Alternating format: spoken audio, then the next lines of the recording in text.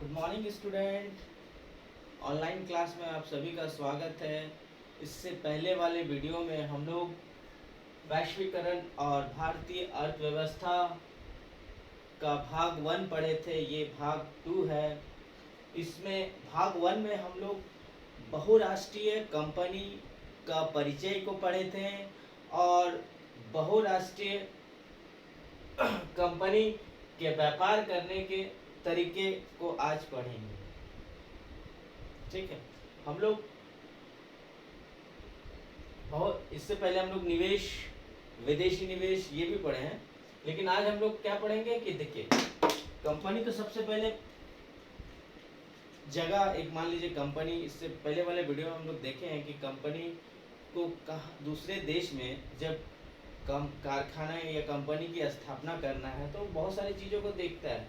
ठीक है, अब तो स्थापना कर लिए, लेकिन अब उसको व्यापार करना है यानी बिजनेस करना है, तो उसका 3 तरीका होता है। तीनों तरीकों को हम खाली शॉर्ट लिखे हैं, आप सेंटेंस को पूरा कर लीजिएगा। हम सेंटेंस को पूरा बोलेंगे लेकिन यहाँ पे लिखा हुआ है, ठीक है, खाली छोटा छोटा, क्योंकि बोर्ड में उतनी जगह नहीं है, तो आप लोग लिख लीजिएगा। ठीक है, तो हम जैसे इसका पहला तरीका क्या होता है, देखिए विदेशी जो उत्पादक होते हैं, जो बहुराष्ट्रीय कंपनी होते हैं, वो 2-3 तरीका से बिजनेस करना चाहते हैं अब वहाँ का हाव भाव के अनुसार।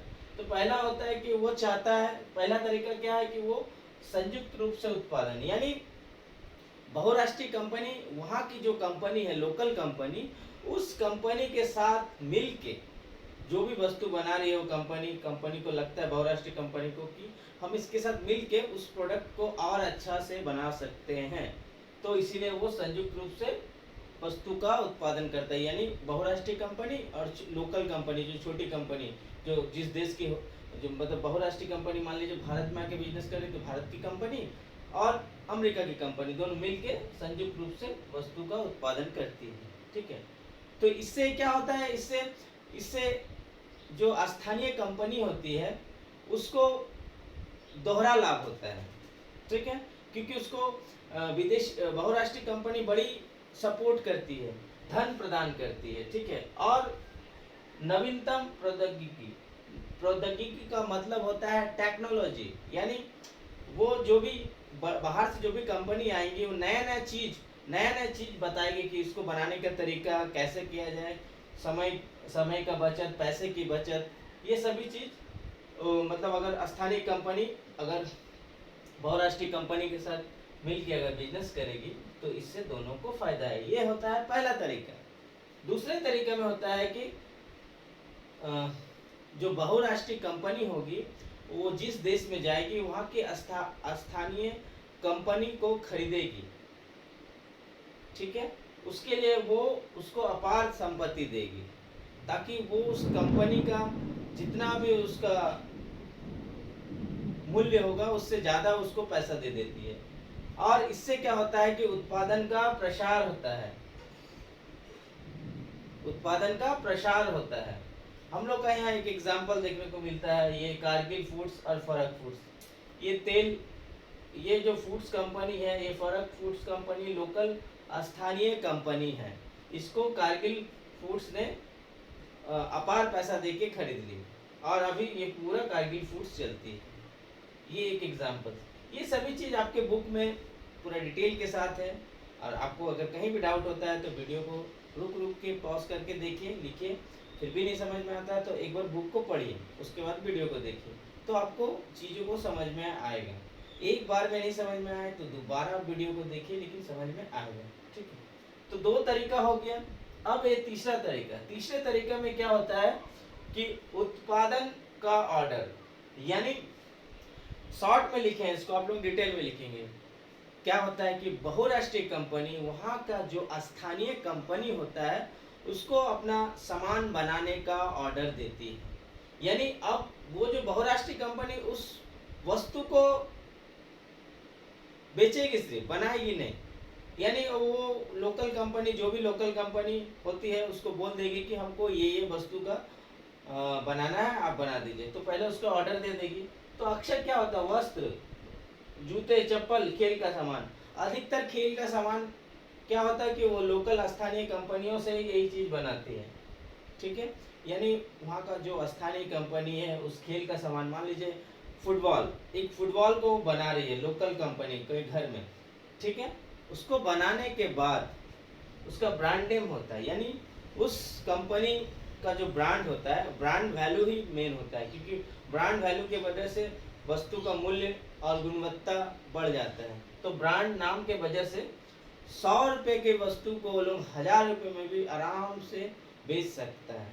तो इससे क्या होता है कि हम लोग को स्थानीय कंपनी को काम का ऑर्डर मिल जाता है और बहुराष्ट्रीय कंपनी को अपने ब्रांड वैल्यू की वजह से वो 100 रुपये के वस्तु को वो 1000 रुपये तक में बेच सकता है, ठीक है। ये 3 तरीका अपनाती है। ये तो संयुक्त रूप से मतलब या तो स्थानीय कंपनी के साथ मिलके काम करेगी, नहीं तो उस स्थानीय कंपनी को खरीद ही लेगी, और नहीं तो उस स्थानीय कंपनी को ही काम करने देगी, अपना ऑर्डर भी उसी को दे देगी और उसको हर तरह से मदद करेगी, ठीक है। ये 3 तरीका होता है व्यापार करने के तरीके। लेकिन ये बहुराष्ट्रीय कंपनी आने से क्या उत्पादक को ही फायदा हुआ?